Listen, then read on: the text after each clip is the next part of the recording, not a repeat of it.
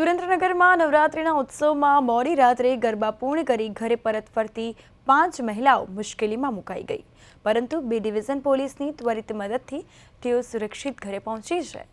અલગ અલગ વિસ્તારોમાં તેમના વાહનો ખરાબ થઈ જતા કેટલાકને ઘરે જવા વાહનો જ ન મળ્યા, જેના કારણે તેઓ મોડી રાત્રે મહિલાઓ રસ્તા પર અટવાઈ હતી।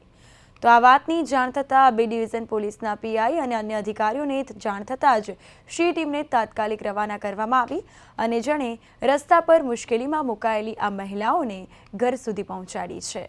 અને આ ઘટના નવરાત્રિ દરમિયાન મહિલાઓની સુરક્ષા પ્રત્યે પોલીસની સંવેદનશીલતા દર્શાવે છે, જેમાં શાંતિ અને સલામતી સાથે તહેવારની ઉજવણી થાય તે માટે 1000થી વધુ કર્મચારીઓને બંદોબસ્તમાં તૈનાત કરવામાં આવ્યા છે અને મહિલાઓને જો કોઈ પણ સમસ્યા થાય તો 100 કે 181 નંબર પર મદદ મેળવી શકે છે।